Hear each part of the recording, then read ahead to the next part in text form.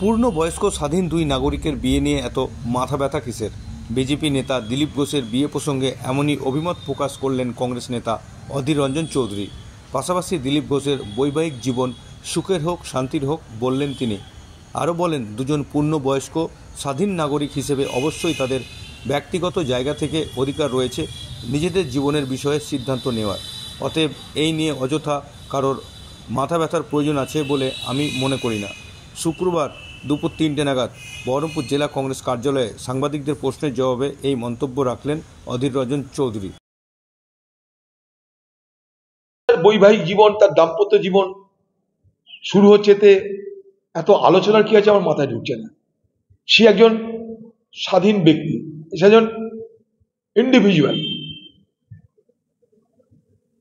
সে তার জীবনের কি সিদ্ধান্ত নেবে, তারা দুজন পূর্ণবয়স্ক স্বাধীন নাগরিক, তারা দুজনে তাদের জীবন পরিচালনা করার জন্য কি সিদ্ধান্ত নেবে সেটা সম্পূর্ণ তাদের ব্যাপার। আমি তো চাইবো তাদের দাম্পত্য জীবন সুখের হোক, আনন্দের হোক, শান্তির হোক, অগ্রগতির হোক, সমৃদ্ধির হোক।